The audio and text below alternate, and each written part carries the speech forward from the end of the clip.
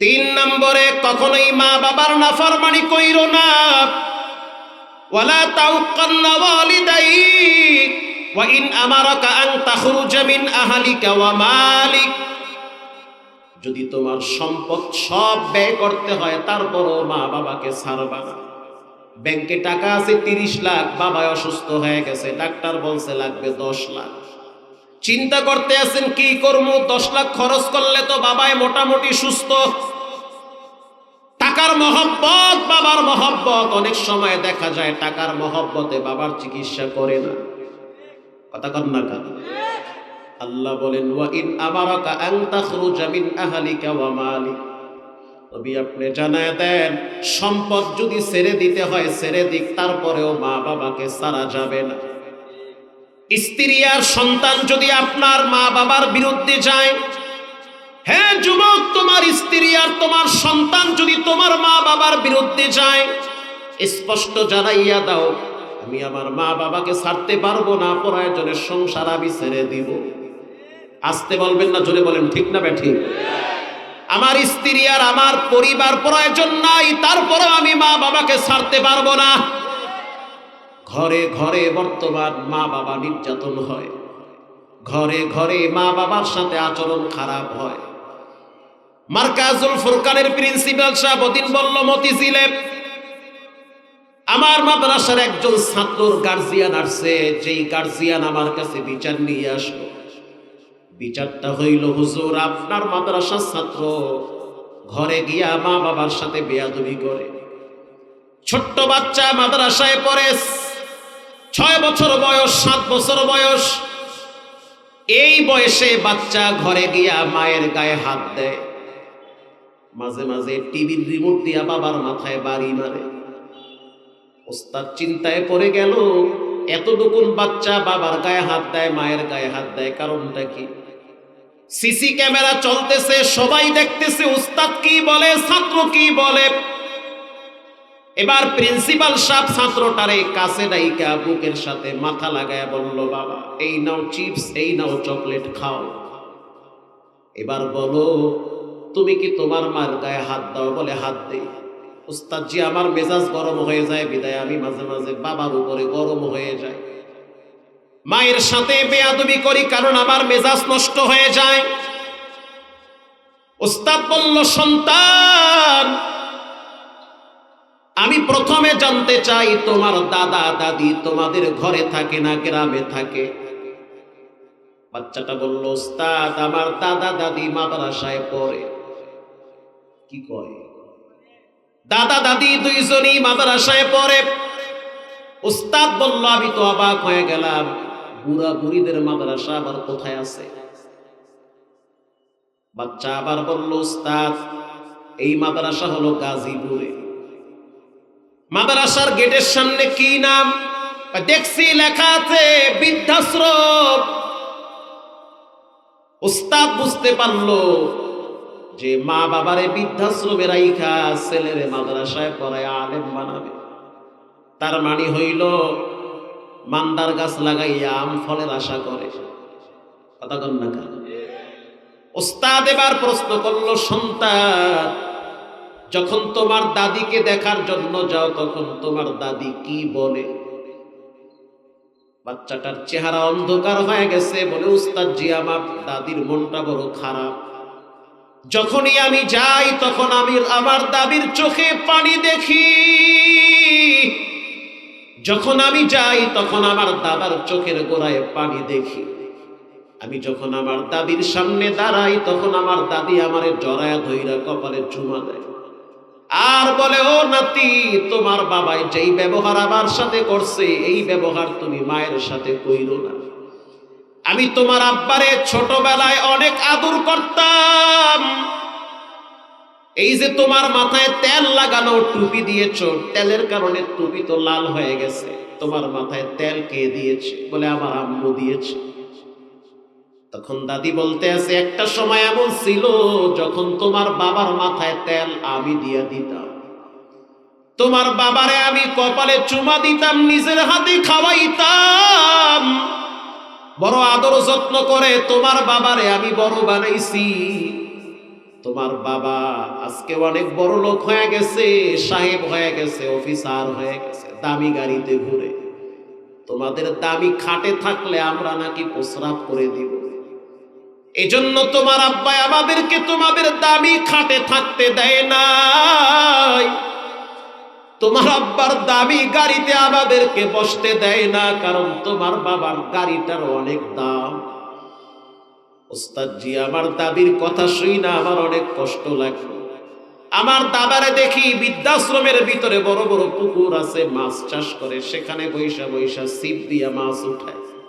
আমি যখন আমার দাদার কাছে যাই তখন দেখি আমার দাদার চোখের গোড়ায়ও পানি।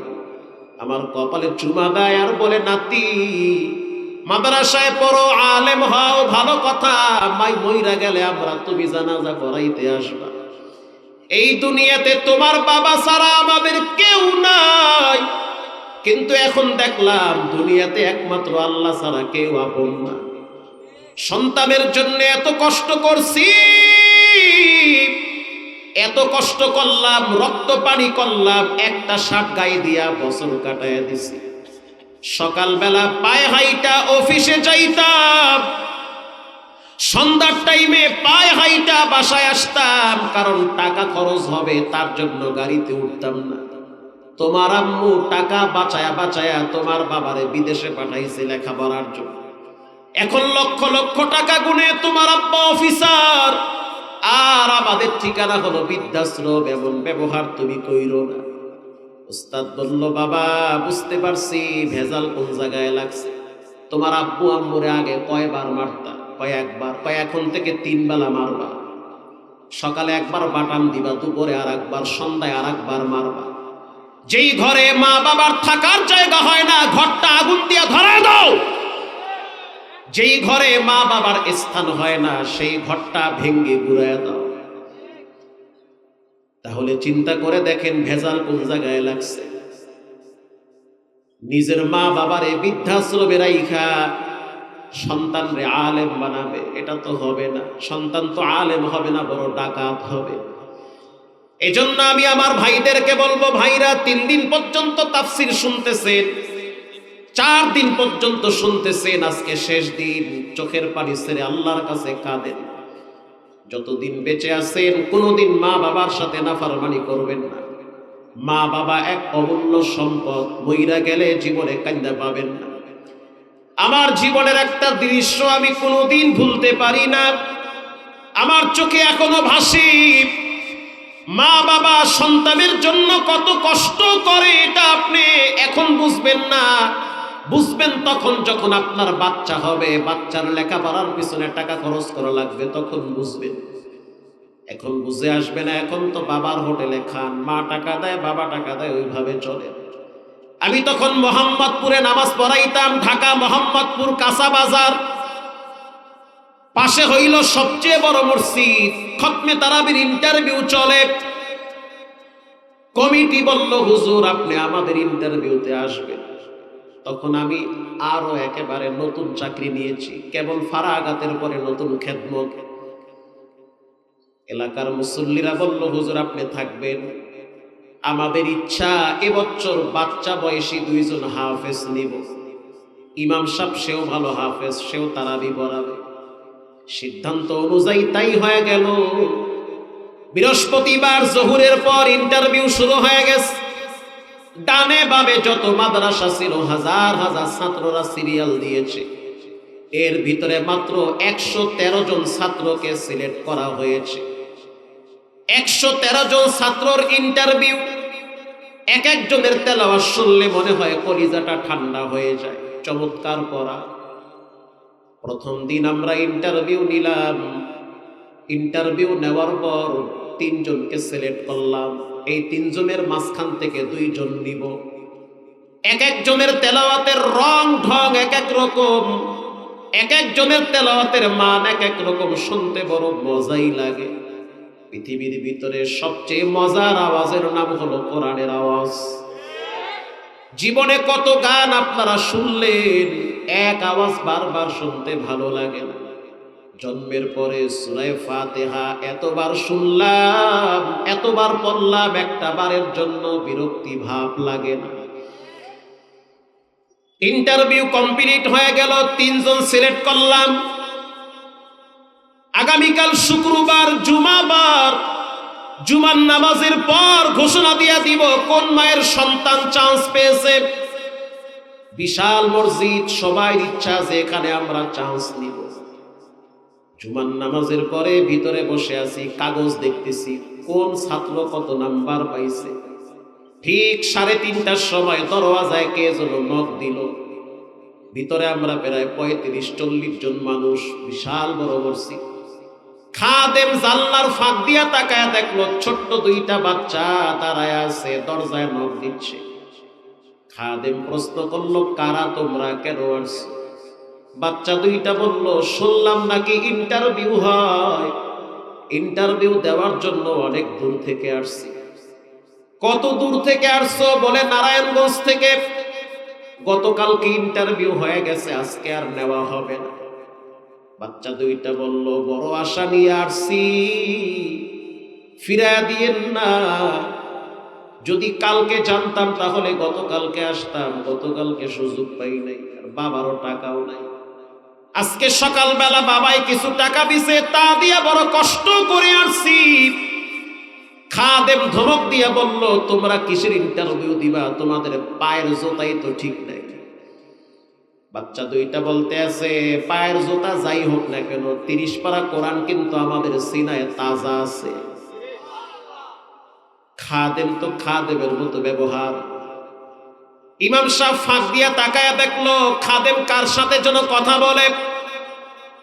ও সন্তানের মা, ও মা, ভালো করে শুনে নেন, একটা সন্তানকে আলেম বানান, ঠকবেন না। একটা সন্তানকে হাফেজ বানান, ঠকবেন না।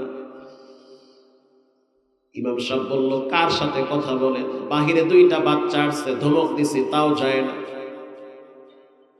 তাহলে এক কাজ করেন, কিছু টাকা দিয়া বাচ্চা 2টারে বিদায় দেন। ওখানে একজন রহমানিয়া মাদ্রাসার রানিং মুহাদ্দিস ছিল, মুরব্বী মানুষ। মুহাদ্দিস সাহেব বলতে আছে, সাবধান, আল্লাহর ঘরের ইন্টারভিউ যদি কেউ দিতে আসে তারে ফিরায়া দেওয়া হবে না।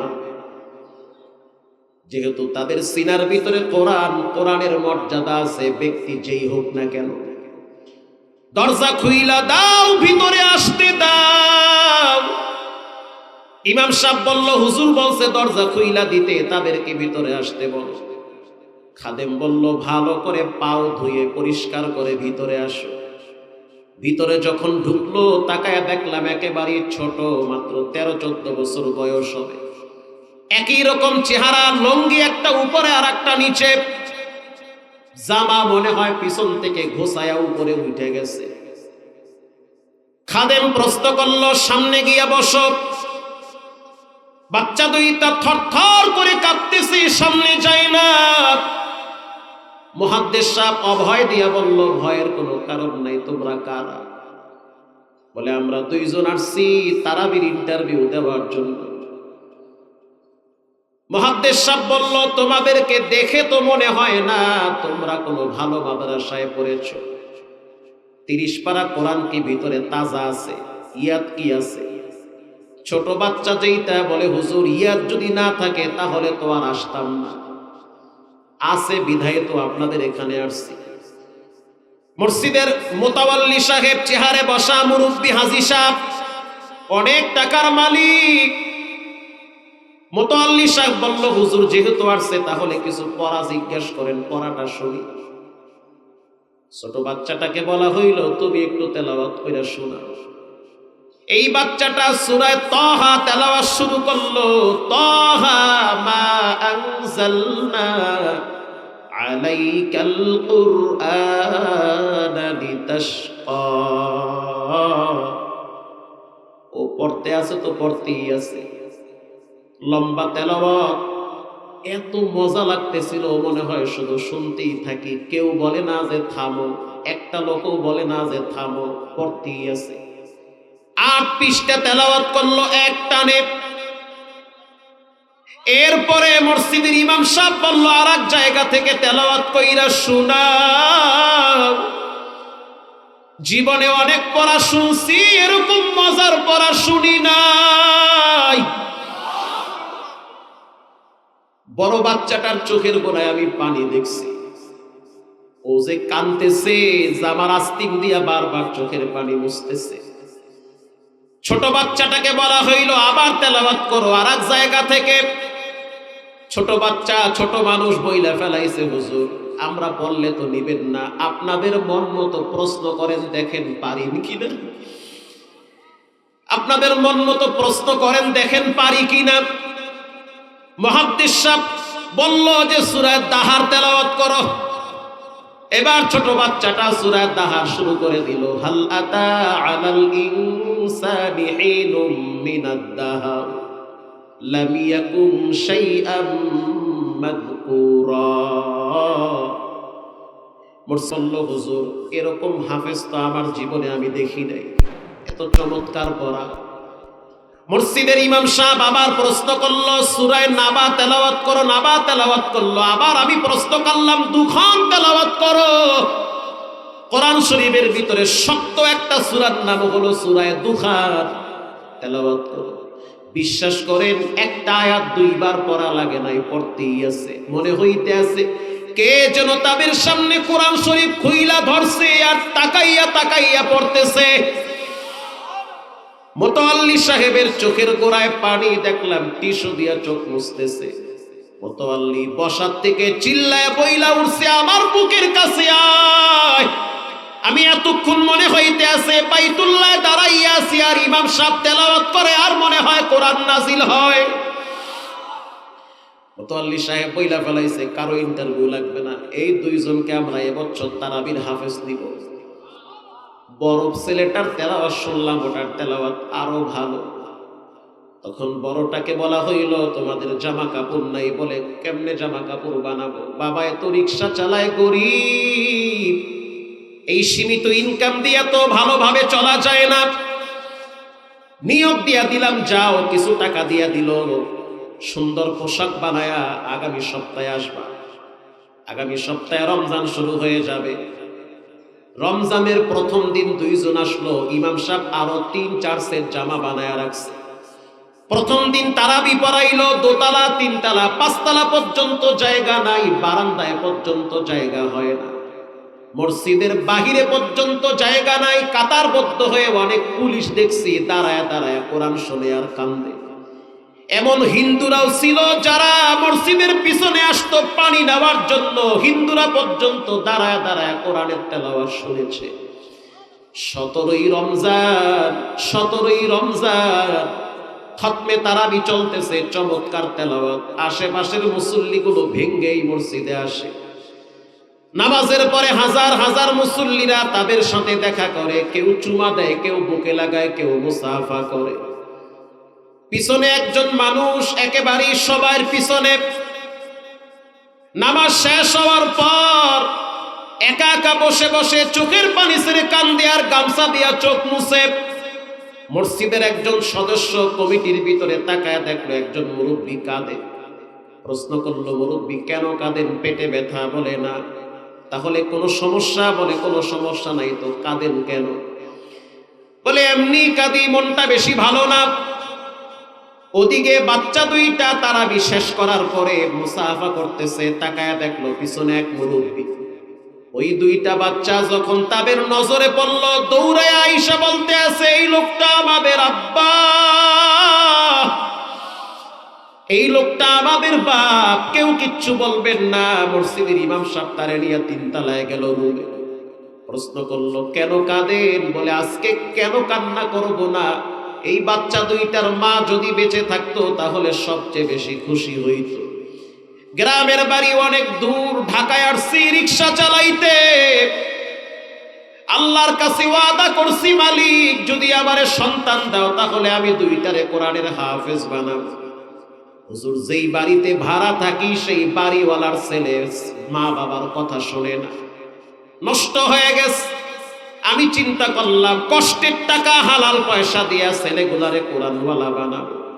ও টাঙ্গাইলের মুসলমান, মা বাবার সাথে ভালো ব্যবহার করেন, সন্তানগুলারে দিনদারি শিখা, আব্বা আম্মার সাথে সুন্দর ব্যবহার করেন। আর যাদের মা বাবা কবরে গেছে চোখের পানি ছেড়ে কান্দে, জিহ্বা লড়াইয়া পড়বেন রব্বির হামহুমা কামা রব্বায়ানি সগীরা। আল্লাহর হক, মা বাবার হক। যাদের মা বাবা কবরে গেছে পাশে দাঁড়াইয়া রব্বির হামহুমা কামা রব্বায়ানি সগীরা বারবার পড়বেন। একবার আর দুইবার না পড়তে থাকেন, দুরূদ শরীফ পড়তে থাকেন, জিহ্বা লড়াইয়া মাওলার কাছে দোয়া করতে থাকেন। আজ থেকে পাক্কা নিয়ত করে নেন, জীবনে কোনোদিন মা বাবার সাথে বেয়াদবি করব না, উস্তাদের সাথে বেয়াদবি করব না, কোরআনওয়ালাদের সাথে বেয়াদবি করব না। জানি না কার না জানি মসজিদের পালকিটা রেডি, কার না জানি দোকানে কাপড়ের কাপড় রেডি হয়ে গেছে। দিলটা যদি ভালো থাকে পাক্কা নিয়ত করে নেন, জীবনে অনেক অন্যায় করছি, তওবা করার জন্য আজকে শেষ সময়, আল্লাহর কাছে খাঁটি দিলে তওবা করেন। দিলটা যদি ভালো থাকে তওবার নিয়াইতে দুইটা হাত আল্লাহকে দেখায়া দেন। তিনজন কালো মানুষের মর্যাদা আল্লাহর কাছে অনেক বেশি। লা ইয়ানজুরু ইলা সুওয়ারিকুম ওয়ালাকিন ইয়ানজুরু ইলা কুলুবিকুম ওয়া আ'মালিকুম। কে কালো, কে পরিষ্কার, কে বেটো, কে লম্বা, এগুলার ভেদাভেদ পরিচয় রবের কাছে চলে না। রবের কাছে একটাই পরিচয় চলে, যার অন্তর যত ভালো তার মর্যাদা তত বেশি। ইয়াউমা লা ইয়ানফাউ মালু ওয়ালা বানুন ইল্লা মান আতাল্লাহা বিকলবিন সালিম।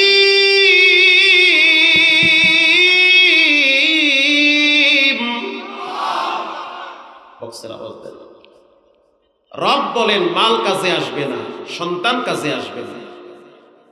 যেই সন্তানের জন্য এত টাকা কামাই করবে, রাত নাই দিন নাই পয়সা কামাইলে, এক সময় এমন হবে সন্তান আপনার কবরে রাইখা ঘরে আইসা সম্পদ নিয়ে মারামারি কারাকারি করবে, দোয়াও করবে না।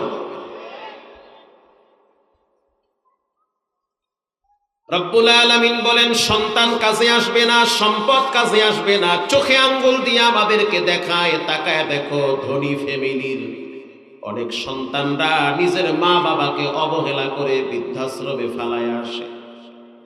আছে না নাই?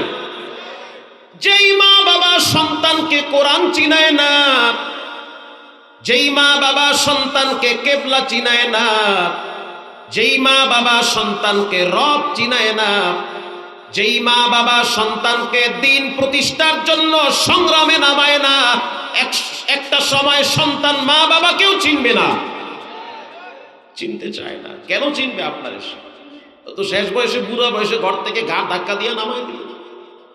হয় থাহো, না হয় তার লিখে যাও, আর না হয় বৃদ্ধাশ্রমে গিয়ে জিকির আজকার করো। যেই মা বাবা সকালবেলা সন্তানকে কোচিং এ পাঠানোর জন্য ধমক দেয়, দুঃখ আফসোস কাকে বলবো, কে শুনবে? অথচ মা বাবা একটা দিনও ফজরের টাইমে সন্তানকে নামাজের জন্য ধমক দেয় না, রাগও করে। পরীক্ষায় যদি নাম্বার কম পায় মায়ের মেজাজ গরম হয়, অথচ উপযুক্ত মেয়েটা বেপরদায় কলেজে যায়, কলেজ থেকে আসে, বন্ধু বান্ধব নিয়ে ফিল্ডিং মারে, মা কখনোই রাগ করে না, ধমকও দেয় না। কামা তাদিনু তুদানু, যেমন কর্ম তেমন ফল।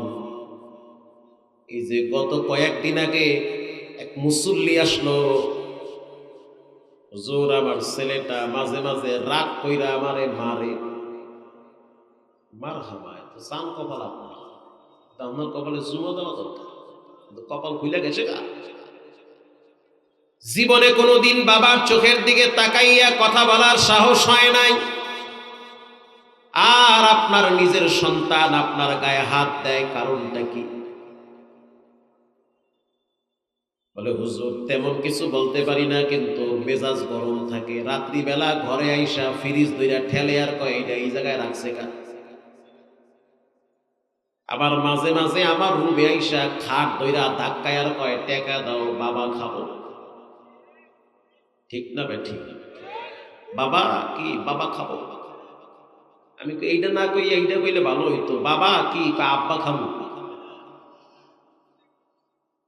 সত্য করে বলেন, প্রতিদিন সকালবেলা ছেলে মেয়েকে কোচিং এ নিয়ে গেছেন না? কয়দিন হাত ধইরা ফজরের টাইমে মসজিদে নিছেন আল্লাহরে চিনাইতে? কয় না, নেই নেই। তো ওলামাইয়ে তো শেষ বয়সে বাটাম ফাটা দেবে। যেই মা বাবা সন্তানকে রব চিনায় না, রসুল চিনায় না, লেখা নেন, বৃদ্ধ বয়সে দেখবেন ছেলে মেয়ে কথা শুনবে না, আপনার আওয়াজ তার কাছে বিষের মতো মনে হবে।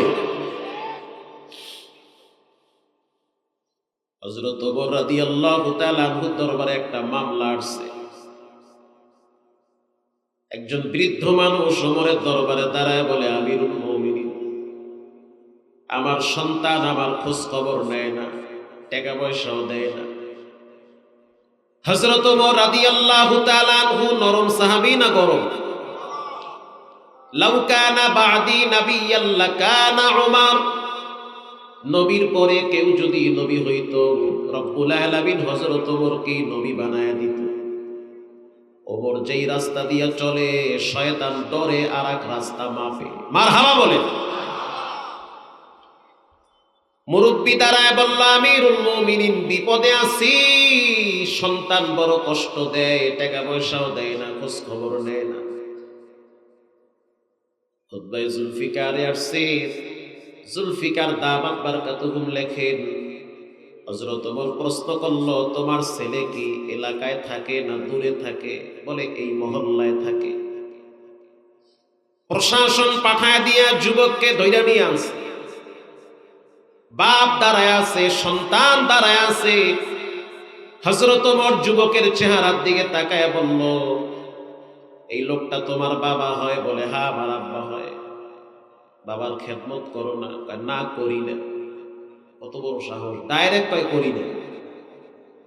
কেন করো না? কারণ কি? আমিরুল মুমিনিন, রাগ করিয়েন না, তরবারি হাতে নিয়েন না, বিচার কইরেন না, আগে আমার কথা শোনেন। কি কথা? বলে কথা হলো, আমি আগে জানতে চাই দুনিয়াতে বাপ আগে আসছে না ছেলে আগে আসছে? হযরত ওমর চিন্তায় পড়ে গেছে, কই কি তো একদম দিয়ে গোড়ায় আইছে। আমিরুল মুমিনিন, দুনিয়াতে বাপ আগে আসছে না ছেলে আগে আসছে? কি মনে হয় আপনাদের, কে আগে আসছে? আব্বা আগে আসছে। দায়িত্ব কার? বাবার আগে না ছেলের আগে? বাবার আগে। এবার একটু বলেন, বাবার দায়িত্ব কয়টা, ছেলের দায়িত্ব কয়টা?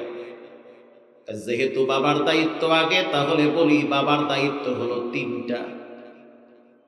আপনি বলেন, আমিও শুনি, বাবাও শুনো, দুইজনই শিক্ষা পাবো। মুরব্বীর চেহারা গেছে কালা হইয়া। ভাবলাম কি আর হইল কি, এ তো ফোলায় দেখি উল্টা প্যাঁচ লাগাইছে। বাবার প্রথম দায়িত্ব সন্তানের জন্য ভালো একটা মা নির্ধারণ করা। মা যদি নেককার হয়, দিনদার হয়, পর্দানিশী হয়, আশা করি তার ঘরের সন্তানগুলা আদবওয়ালা হওয়ার সম্ভাবনা হয়। আর মা যদি সারাদিন রিমোট নিয়ে টিভির চ্যানেল গুলা পাল্টায়, জি বাংলা কিরণমালা নিয়ে ব্যস্ত হয়, ওই ঘরের ছেলে মেয়েরা সারাদিন পাবজি ফ্রি ফায়ার নিয়ে ব্যস্ত হয়। হযরত ওমর রাদিয়াল্লাহু তাআলা আনহু বলল, বাবার প্রথম দায়িত্ব সন্তানের জন্য ভালো একটা মা নির্ধারণ করা। তাহলে আব্বারে জিজ্ঞান, আমার মায়ের কোন জায়গা থেকে আনছে? হযরত ওমর প্রশ্ন করল, মুরব্বী, এই সন্তানের মাকে কোথা থেকে নিয়ে আসছো? মুরব্বী বলল, যৌবনকালে রক্ত গরম ছিল, একটা উল্টাপাল্টা ঘটাইয়া লইছে। কি ঘটাইছো? আমি এক রাখালের বউরে বাগায় নিয়ে আসছি। সুবহানাল্লাহ, আউযুবিল্লাহ না নাউযুবিল্লাহ। এক রাখালের বউরে বাগায় নিয়ে আসছে। এই বাগাবাগির কাম এই দেশে কম চলে না বেশি চলে? জায়গা 6 বাচ্চার মা হেউ দিকে আরেকজনের লাগে হিজরত করে। এই 3 মাস আগেও দেখলাম আদালতের সামনে এক যুবক দাঁড়ায় সাক্ষী দিতেছে বাবার বিরুদ্ধে, যে আমার আব্বা আমার বউরে নিয়ে গেছে গা। আরে আউযুবিল্লাহ না নাউযুবিল্লাহ? হচ্ছে বাংলাদেশ। এই দেশে খোদার কসম কোনোদিন শান্তি আসবে না একমাত্র কোরআনের শাসন ছাড়া। দেখেন সামনে আরো কদ্দুর ঘটে। হযরত ওমর রাদিয়াল্লাহু তাআলা আনহু আবার প্রশ্ন করলো, মুরব্বী সত্য করে বলো কেমনে ভাগাইয়া আনছো, তালাক বুঝো? তালাক তোলাক বুঝি না। ইদ্যত করার নিয়ম বুঝো? বলে তাও বুঝি না। বাবার প্রথম দায়িত্ব ভালো একটা মা নির্ধারণ করা, বাবার দ্বিতীয় দায়িত্ব সন্তানের জন্য ভালো একটা নাম রাখা। ছেলের নাম কি? ছেলের নাম হলো হাওফেল। হাওফেল মানে ধ্বংস হয়ে যাওয়া। আর একটা নাম আছে কি কয় জৌল। জৌল মানে মাথায় বাড়ি দেওয়া। কে তোমার নাম রাখছে? কয় আমার আব্বাই। নামে নামে জমে টানে। এই বাংলাদেশে এমন ঘটনা ঘটছে, চুরি করে একজনে, বিচার হয় আর একজনের। তোমার নাম কি? কয় আমার নাম উজ্জ্বল। যেই উজ্জ্বলে চুরি করছে এ গেছে ইন্ডিয়া, আর যেই উজ্জ্বলে দেশে আছে এ তো আল্লাহওয়ালা মানুষ। জেলখানায় নিয়ে কয় তোর নাম উজ্জ্বল। কয় মুই আকাম করি নাই। কয় তোর আগে ভিডিও লই পরে যাওয়ার হইবে। এর নাম বাংলাদেশ। প্রিয় ভাইরা আমার, বাবার ৩ নম্বরের দায়িত্ব সন্তানের জন্য কোরআন শিক্ষা দেওয়া। ছেলেরে কোরআন চিনাইছেন? কয় না, চিনাই নাই। কোরআন যদি না চিনে সে তো আপনারে চিনবে না। কারণ কোরআনে রব্বুল আলামিন বলেছেন, ওয়ালা তানহারুহুমা ওয়া কুল লাহুমা কাওলান কারীমা। ও সন্তান, মা বাবার সামনে দাঁড়ায়া মাথায় ঝাঁকি দিয়া কথা বলবা না, জোরে আওয়াজে কথা বইল না, কণ্ঠ বড় করে মা বাবার সামনে কথা বলবা না, বেয়াদবিমূলক আচরণ কইরো না। এই শিক্ষা বাংলাদেশের কোন বাংলা বইতে দেওয়া হয় নাই, একমাত্র কোরআনে দেওয়া হয়েছে। এই ৩ শিক্ষার একটাও তো ছেলেরে দেন নাই। এখন বিচার ছেলের হবে না, বিচার হবে বাবা। এক মুরব্বীর ছেলে মেয়ে হয় না, মুস্কি হাসিতে আসছে। এখন আল্লাহরে দোয়া করতেছে, আল্লাহ আমার একটা পোলা দিন। ৮০ বছর বয়সে আল্লাহ এর গাছে ফুল ফুটাইছে। এলাকার মানুষ বলল, মুরব্বী ছেলের নাম রাখছেন কি? কয় নাম পরে রাখবো। এমন নাম রাখবো যেই নাম পুরো দেশে নাই। আনকমন নাম, বেশি মডার্ন হইতে চায়। বেশি মডার্ন হইলে পিঠে খাওয়া লাগে। কিছুদিন পরে ঘোষণা দিল, আমার সন্তানের নাম হলো আর পাইস না। কি পাইস না? আর পাইস না। সন্তান বড় হয়ে গেল, মাদ্রাসায় নিয়ে গেছে ভর্তি করার জন্য। হাফেজ সাহেবকে বলল, সন্তানটারে হেফজখানায় পড়ান, হাফেজ বানাবো। মাশাআল্লাহ, খুব ভালো। কি নাম? আর পাইস না। দূর, এটা কোনো নাম হইল একটা? এই নাম পাল্টান। কয় না, রাখছি তো রাখছি। বুড়ো বয়সে আল্লাহ পোলা দেশে, নাম কি দিগলে রাখবো? নাম তো উল্টো পাল্টাই রাখতে হইবে, সবাই ছেলে। কিছুদিন পরে আর পাইস না হারায় গেছে। চতুর্দিকে খোঁজা শুরু করলো, কোথাও পায় না আর পাইস না রে। খুঁজতে খুঁজতে নদীর কিনারায় চলে গেল। নদীর কিনারায় দাঁড়াইয়া চিৎকার মাইরা বলতে আছে, আর পাইস না। এক জালওয়ালা ৩ ঘন্টা পর্যন্ত নদীতে জাল মারে, একটা মাছও পায় না। কোন বেটার মাথাটা ঠান্ডা না গরম? অনেক গরম। পিছনে একজনে ডাক দিয়া কয়, আর পাইস না।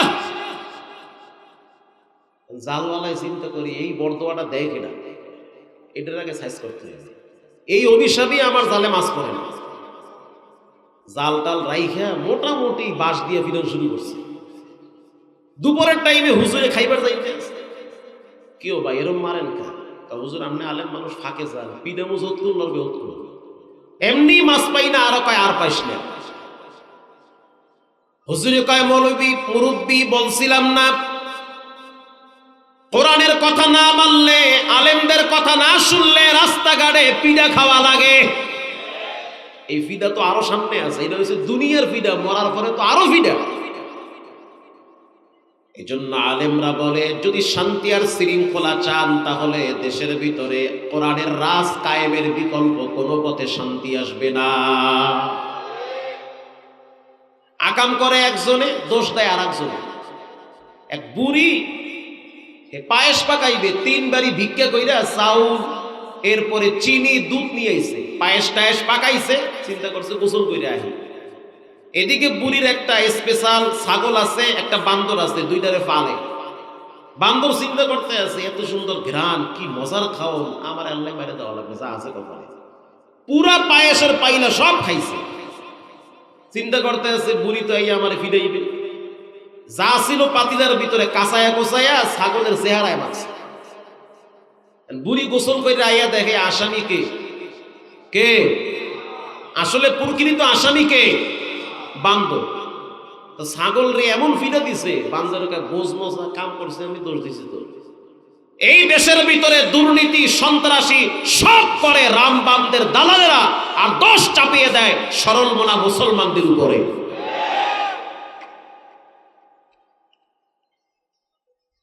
প্রিয় ভাইয়েরা আমার, লোকমান হাকিম কালো মানুষ, ছোট মানুষ, হাজার হাজার মানুষদের সামনে বসে বসে একদিন বয়ান করে। পিছন থেকে একজন লোক দাঁড়ায় বলল, লোকমান এত সুন্দর বয়ান করেন, চমৎকার, আপনার বয়ান শুনতে তো ভালোই লাগে। আজ থেকে 20 বছর আগে আমার সাথে পাহাড়ের পাদদেশে একজনে বকরি চড়াইতো, দেখতে আপনার মতো, চেহারা আপনার মতন, কণ্ঠ আপনার মতন। আসলেই যে আপনি কিনা কেমনে বলি, কারণ আপনি তো সম্মানের চেহারে বসা।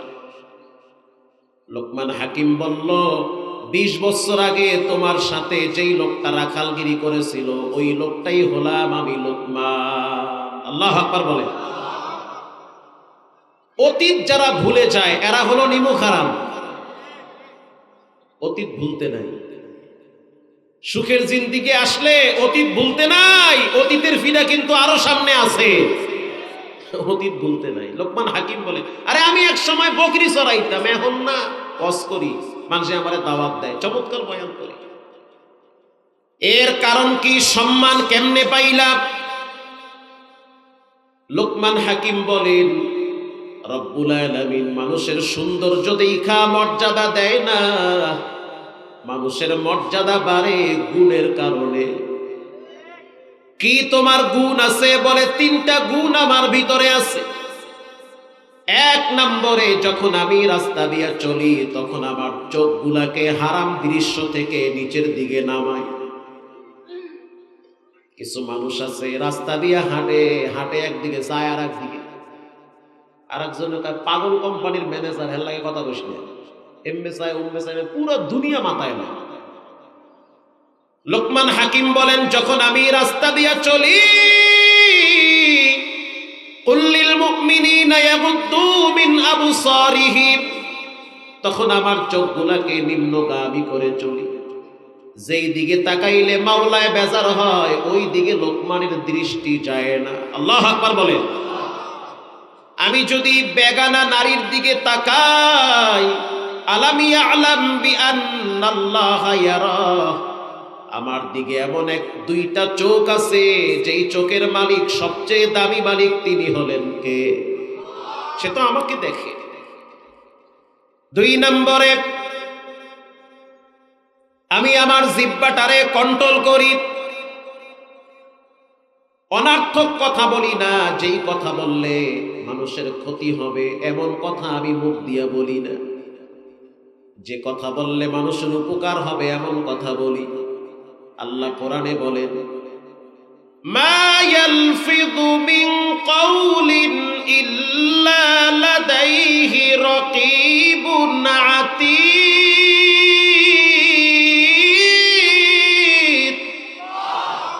আল্লাহ বলেন, মুখ দিয়ে যে কথাটাই বের করো সেই কথা কিন্তু রেকর্ড হয়ে যায়, এটা ভিডিও হয়, এটা ময়দানে মাহশরে ফাঁস করা হবে। ফজরের নামাজ পড়া, চায়ের দোকানে বইসা, টুপি খুললা কারে গালি দিছো, এটাও কিন্তু মাওলার আদালতে ভিডিও আকারে ধারণ আছে। তিন নম্বরে ইন্নী আখাফুল্লাহ, আমি যখন অন্ধকার রাতে নিজের ঘরে থাকি তখন মনে করি আমার রব আমার সাথে আছে। আমি একজনকে সবচেয়ে বেশি ডরাই, তিনি হলেন কে?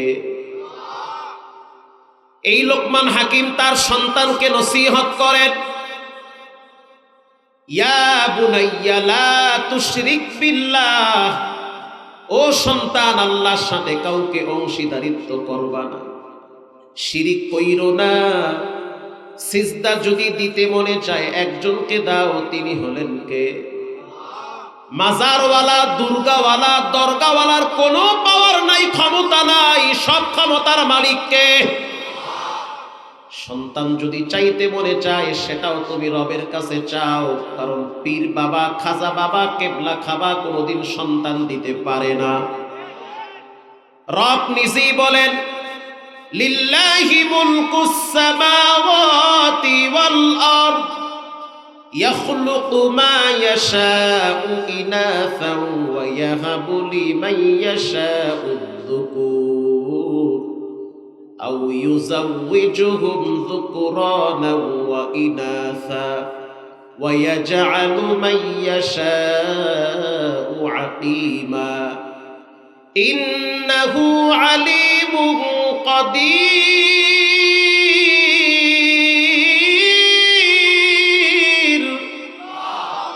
রব বলেন, আমি কাউকে ছেলে দেই, কাউকে মেয়ে দেই, কাউকে ছেলেও দেই না, কাউকে মেয়েও দেই না, আমার যা ইচ্ছা তাই করি, সর্বময় ক্ষমতার মালিক কে? প্রিয় ভাইয়েরা আমার, সন্তানকে প্রথম নসিহত, শিরিক করবা না। বৃষ্টি আসতেছে বইল না, বরং বলবা বৃষ্টি আসতে পারে। আকাশটা মেঘাচ্ছন্ন হয়েছে, এমনও হয় মেঘ করছে মাগার বৃষ্টি নাই। মেঘ হয় এক জায়গায়, বৃষ্টি হয় আর এক জায়গায়। জানতে চাই বৃষ্টি দেওয়ার মালিক কে? শিরিক মস্ত বড় অপরাধ, সব গুনাহ আল্লাহ মাফ করবে, তবে শিরিকের গুনাহ আল্লাহ মাফ করবে না। বাইজিদ বুস্তামি রহমাতুল্লাহি আলাইহি অনেক বড় বুজুর্গ মানুষ, ইন্তেকালের পর রব্বুল আলামিন বাইজিদকে দাঁড় করাইছে। বাইজিদ কি নিয়ে আসছে?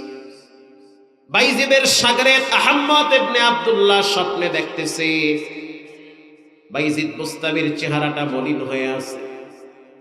প্রশ্ন করা হইল, মন কেন খারাপ? বলে, রব্বুল আলামিনের সামনে আমাকে দাঁড় করানো হয়েছিল। রব্বুল আলামিন আমারে প্রশ্ন করলো, বাইজিদ আমার দরবারে কি নিয়ে আসছে? আমি চিন্তা করে দেখলাম নামাজের আমলটা পেশ করব, কিন্তু আবার চিন্তা করলাম নামাজ তো সাহাবায়ে কেরামের মতো পড়তে পারি না। রোজা পেশ করব, রোজাও তো সেরকম পালন করতে পারি না। আমি আল্লাহর সামনে দাঁড়াইয়া বলছি, মালিক, আমি তোমার দরবারে ঈমান নিয়ে আসছি। আল্লাহ বলে, হে বাইজিদ, একদিন রাত্রিবেলা দুধ খাওয়ার কারণে পেট খারাপ হয়েছে। তখন তুমি বলেছিলা ঠান্ডা দুধ খাইছি বিদায় পেট খারাপ হয়ে গেছে। ও বাইজিদ, বিষ খাওয়ার পরেও তো আমি অনেক মানুষের মরণ দেই না, তো কেমনে বললা যে দুধ খাওয়ার কারণে পেট খারাপ হয়েছে? তখন আমার প্রতি তোমার বিশ্বাসটা কোথায় ছিল? আল্লাহু আকবার বলেন। বাইজিদ বুস্তামি বলে, রব্বুল আলামিন, আজকে আমার উপায় নাই, আপনার ধরা বড় শক্ত ধরা। আল্লাহ বলে, বাইজিদ, ছোট্ট একটা আমল আমার কাছে জমা আছে, যেটার ব্যাপারে তোমারও খেয়াল নাই। অন্ধকার রাত, বাহিরে বৃষ্টি হইতেছে, সব মানুষ দরওয়াজা লাগায়া দিয়ে ঘুমায়। একটা ছোট্ট প্রাণী বিড়াল বৃষ্টিতে ভিজতে ভিজতে দুর্বল হয়ে গেছে। অনেকের দরওয়াজায় গিয়া মাথা দিয়ে আঘাত করেছে, কেউ দরজা খুলে নাই। যখন তোমার দরওয়াজার সামনে দাঁড়াইল, প্রাণীটার প্রতি তোমার বড় মায়া লাগছে, দরজা খুইলা দিছো বিড়ালের জন্য। ওই বিড়ালটা যখন তোমার ঘরে আশ্রয় নিল, তুমি তোমার গামছা দিয়া বিড়ালের শরীরের সব পানিগুলা মুইসা দিছো। এরপরে তুমি খাবার দেওয়ার পর তোমার দামি কম্বল আর খাতার পাশে ঘুম পাড়াইছো। বিড়াল আমার দরবারে দোয়া করছে, আল্লাহ, এই কষ্টের সময় সব দরওয়াজা বন্ধ, বাইজিদের দরওয়াজা খোলা। যেই দিন বাইজিদ মুসিবতে পড়বে সেই দিন যেন তোমার রহমতের দরওয়াজা বাইজিদের জন্য যেন খোলা থাকে। আল্লাহু আকবার জোরে বলেন। আমল যদি ছোট হয় তারপরেও ছাড়তে নাই। তকি উসমানী দামাত বারকাতুহুম লেখেন, বিখ্যাত মুহাদ্দিস আব্দুর রহমান সুক্কারি রাহিমাহুল্লাহ হাদিস লিখতেছে, তৎকালীন সময় কালির ভিতরে কলম দিয়া তারপরে হাদিস লেখা লাগতো, দোয়াত কলম। বুঝতেছেন তো ভাই? যখন তিনি কলমটা কালির ভিতরে ভিজাইল, এক ফোঁটা কালি কলমের মাথায় লাগছে। যুবক ভাইরা, কখনোই কোনো বোবা প্রাণীকে অনার্থক কষ্ট দিবা না, কারণ প্রাণীর দোয়া রবের কাছে কবুল হয়।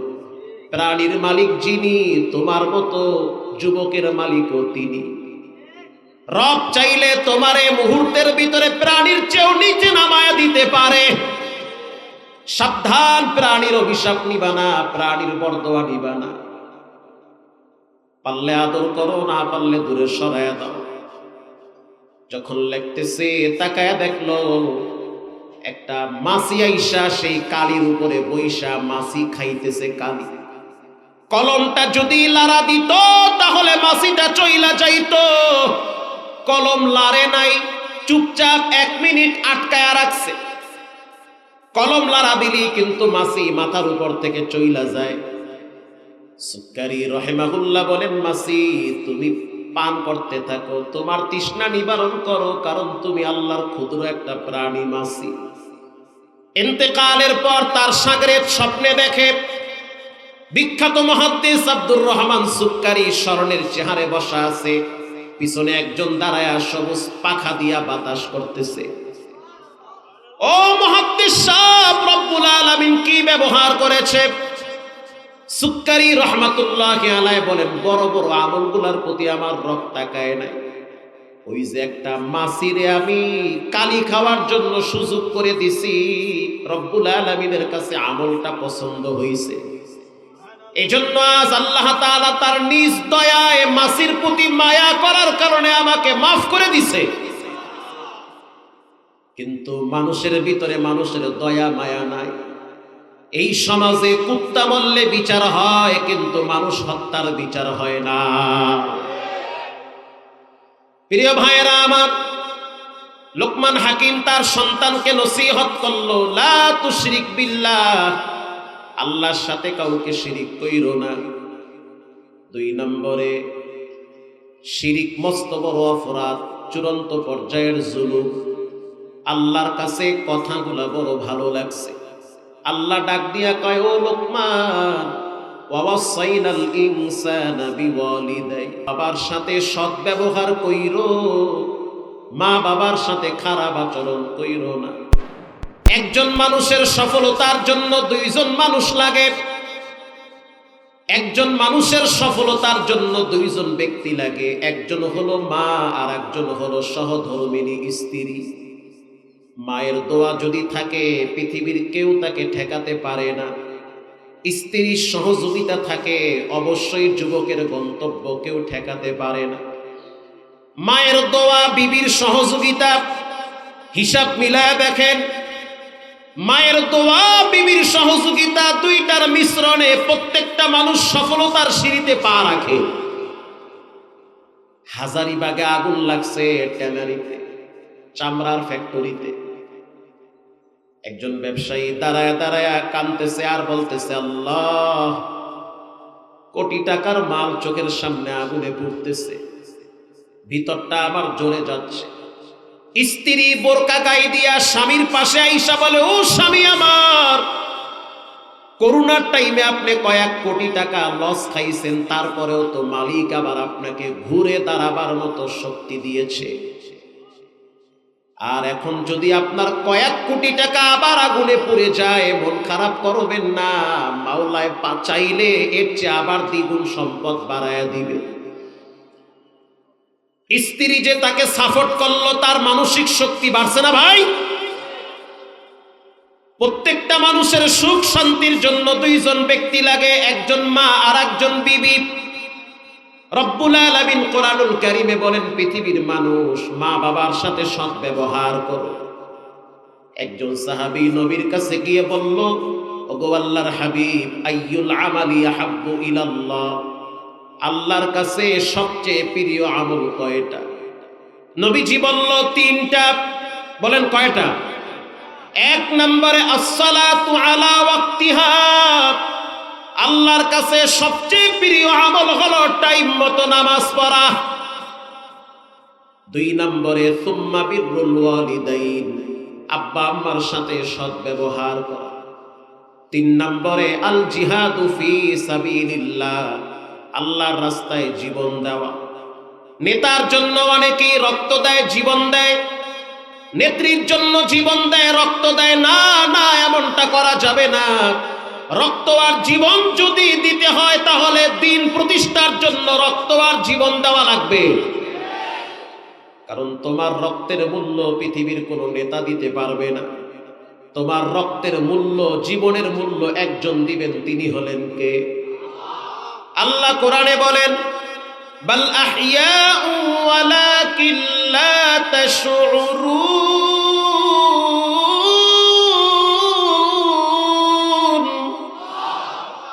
আল্লাহর জন্য যারা মরে, জীবন দেয়, তাদেরকে মৃত বলবা না, বরং রব্বুল আলামিন তাদেরকে টাইম টু টাইম রিজিক দান করে।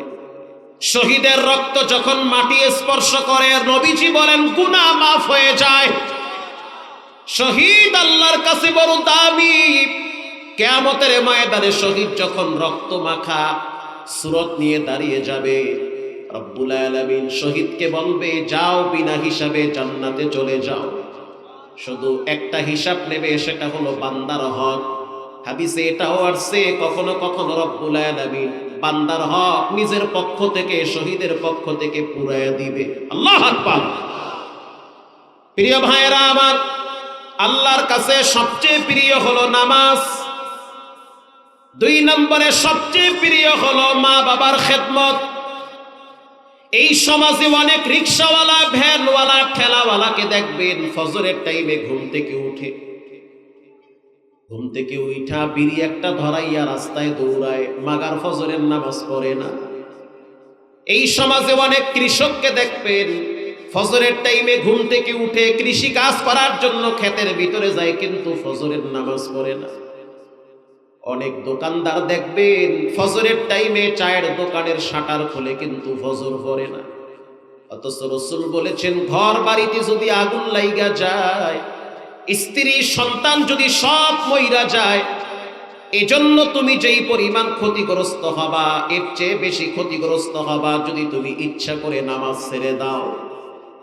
হে যুবক, যদি তুমি জিনা করো, তারপরেও বলবো নামাজ ছাড়া যাবে না। যদি তুমি হারাম খাও, তারপরেও নামাজ ছাইরো না। যদি তুমি মিথ্যা বলো, তারপরেও নামাজ ছাইরো না। এক সময় এমন হবে, জিনা, ব্যভিচার, হারাম, মিথ্যা তোমার জীবনে থাকবে না, নামাজটাই তোমার জীবনে থাকবে। এজন্য অনুরোধ করে বলি, পায়ে হাত দিয়া বলি, বর্তমান সময়ে মানুষ বেশি দিন বাঁচে না। হঠাৎ হঠাৎ ব্রেন স্ট্রোক করে বিছানায় পড়ে যায়, হঠাৎ হার্ট অ্যাটাক করে দুনিয়ার থেকে বিদায় হয়। নামাজের ক্ষেত্রে গরিমসি করা, অলসতামি করা জীবনের সবচেয়ে বড় ভুল।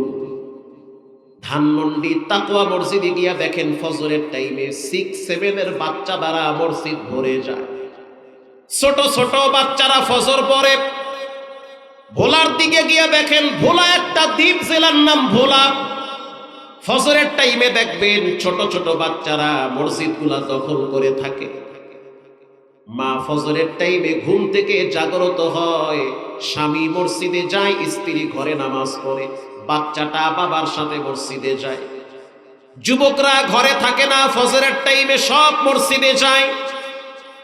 ভোলায় যদি কোনোদিন আপনি যান, গিয়া দেখবেন ফজরের টাইমে অসংখ্য যুবকরা মসজিদের নামাজের কাতারে দাঁড়ায় আছে। ইমাম সাহেবকে বললাম, এটা কেমনে কেমনে মিলাইলেন? ফজরের টাইমে এই পরিবেশ কেমনে আপনাদের এলাকায় তৈরি হইল? ইমাম সাহেব বলল, হুজুর, প্রত্যেক মসজিদগুলায় ম্যাক্সিমাম মসজিদগুলার ভিতরে কমিটি গঠন করা আছে, ফজরের কমিটি। আল্লাহু আকবার বলেন। এদের কাজ হলো মহল্লায় যে সমস্ত সক্ষম যুবকরা মসজিদে আসতে পারে, তারা যদি ফজরে না আসে তাদের বাড়িতে গিয়ে খোঁজ খবর নেওয়া। ফজরের নামাজের পর পাশের বাড়িতে গিয়ে খবর নেওয়া যে পুরুষ মানুষ ঘরে আছে, মসজিদে কেন আসে নাই। 10 দিন যদি মহল্লায় চক্কর মারা হয়, আমার মন বলতে আছে কোন যুবক ফজরের টাইমে ঘরে ঘুমায়া থাকবে না। ঘটনাক্রমে একদিন ইমাম সাহেব তাকায়া দেখলো নামাজ পড়া পাশের বাড়ির এক যুবক মসজিদে আসে নাই। বাকি 10 জন যুবকরে বলল চলো, কেন আসলো না, হয়তো অসুস্থ, খবর নিতে চাই। বাড়ির সামনে দাঁড়াইয়া একজন যুবক ডাক দিয়েছে, ভাবি সাহেব, ভাই কি ঘরে আছে? ভাই তো চিন্তায় পড়ে গেছে, এত মজার ঘুম, আবার বাড়ির সামনে সেনাবাহিনী হাজির। আবার বলতে আছে, ও ভাই আপনি কি ঘরে আছেন? ভাই সাহেব বলতে আছে, ভাবিরে বাচ্চা পাঠায় দিয়া বলো যে ঘরে নাই। কথা কি বুঝেন? ঘরের স্ত্রী বলতে আছে, ফজরের নামাজটা আমি ঘরে পড়ছি, তাজা মিছা কথা আমি কইতে পারব না, এটা আমার দ্বারা হইবে না। এবার এই যুবক কম্বলের ভিতর থেকে ছোট্ট মেয়েটাকে বলল, মা তুমি গিয়া বলো আব্বাই ঘরে নাই। বাচ্চা গিয়া বলল, হুজুর হুজুর আব্বাই কইছে আব্বাই ঘরে নাই। বাচ্চারা মিথ্যা বলে না, মিথ্যা বলে হুজুর কি আব্বাই বলছে আব্বাই ঘরে নাই, তার মানে ঘরে আছে না নাই? ঘরে আছে, ঘরে পলাইছে। মুকুম চুস্তি নামাজে পানজিগানা ফাওয়াইলুল লিল মুসাল্লিনাল্লাযিনা মুমিনারা ই নামাজে ইমদাদে দান ইস্তাঈনু আয়াতে কুরআবা আয়াতে কদ আফলাহা রায়াদিকুম দাউর কুন্দর মানিয়াজদিল সাদিকুন। একটুখানি নাকের তরে কাল হাসরের মাঠেতে বাবা ঘুরবে ছেলের পিছে, ছেলে বাবার আগেতে। ঠিক কিনা বলেন? আহা সেদিন কঠিন দিনেতে নামাজ তোমায় ভুলবে না, ঠিক মতো পড়িলে নামাজ জান্নাত তোমার ঠিকানা। নবীজি বলেন 1 নম্বরে আল্লাহর কাছে সবচেয়ে প্রিয় হলো নামাজ, 2 নম্বরে মা বাবার সাথে সদ্ব্যবহার। আল্লাহ কোরআনে মা বাবার ব্যাপারে পার্ট বাই পার্ট আলোচনা করেছেন। যেমন রব্বুল আলামিন বলেন, ও সন্তান মায়ের সাথে যেই আচরণটা করবা সেটা শোনো। ওয়াহনান আলা ওয়াহনি ওয়া ফিসাল, কষ্টের পর কষ্ট তোমার মা তোমার জন্য সবচেয়ে বেশি করেছে। পেটে যখন বাচ্চা আসছে কষ্ট, যখন ভূমিষ্ঠ হইছে কষ্ট, সন্তান যখন পেটে থাকে পা দিয়া লাথি দেয়, মায়ের ঘুম হারাম হয়ে যায়। রব্বুল আলামিন বলেন, খবরদার সেই মায়ের সাথে বেয়াদবি করবা না। এজন্য আমি প্রায় সময় বলি, জীবনে যদি সফলতার সুখ শান্তি পেতে চান, মা বাবার সাথে সম্পর্ক ভালো রাখবেন। চাঁদপুর বাস স্ট্যান্ডে গিয়ে দেখেন, এখনো দেখবেন এক যুবক ইংরেজিতে কথাও বলতে পারে, লিখতেও পারে। এলাকার মানুষ বলল যে হুজুর মাল্টি ন্যাশনাল কোম্পানিতে চাকরি করত, লক্ষাধিক টাকা বেতন পাইতো, গোপনে একা একা বিবাহ করছে, বউ নিয়ে বাড়িতে আসছে, কিন্তু বউ শাশুড়ি যুদ্ধ শুরু হয়ে গেছে। কিছুদিন পর বউ বলতে আছে, ও স্বামী আমার, হয় তুমি আমাকে রাখবা, না হয় মাকে রাখবা। স্ত্রীর কথায় স্বামী টেনশনে পড়ে গেল যে কাকে রাখবো কাকে ছাড়বো। ঘটনাক্রমে একদিন রাত্রিবেলা 2 জনের ভিতরে যখন ঝগড়া লাগলো, সন্তান রাগ কইরা খুন্তি দিয়া মায়ের মাথার ভিতরে আঘাত করেছে। আঘাত করার সাথে সাথে রক্তগুলা বের হইতেছে, চোখের পানি ছেড়ে বলে, আল্লাহ, যেই সন্তান আমার মাথায় আঘাত করলো সে তো তার বউকে চিনলো, আমাকে চিনলো না। যে তার স্ত্রীকে চিনলো, মাকে চিনলো না, সে যেন বউকেও না চিনে। মা ঘর থেকে বের হয়ে গেল। সন্তান সকাল হওয়ার আগে ফজরের টাইমে ল্যাংটা হয়ে ঘর থেকে বের হয়েছে। হাদিসে আসছে মায়ের দোয়া বিনা পর্দায় রবের কাছে কবুল হয়। ঘর থেকে বেরিয়ে গেল, এলাকার মানুষ আশ্চর্য হয়ে গেল, এত সুন্দর যুবক, সুদর্শন যুবক, শিক্ষিত যুবক ল্যাংটা হইল কেন? ও হাসে আবার কাঁদে, পাগল হয়ে গেছে। ঢাকা শহরের অলিতে গলিতে দেখবেন অসংখ্য পাগল যুবক আছে। ওরা অনেক শিক্ষিত, ওরা কথা বলতে পারে, ইংরেজিতে লিখতেও পারে। খবর নিয়ে দেখেন অনেকের জীবন হয়তো মা বাবার সাথে বেয়াদবিতে কাটছে, অনেকের জীবন হয়তো নেশাগ্রস্ত অবস্থায় কেটেছে। প্রিয় ভাইয়েরা আমার, আব্বা আম্মার সাথে বেয়াদবি করলে বিনা পর্দায় অভিশাপ কবুল হয়। আবার মা বাবার সাথে সৎ ব্যবহার করলে সেই দোয়াটাও বিনা পর্দায় কবুল করেন কে?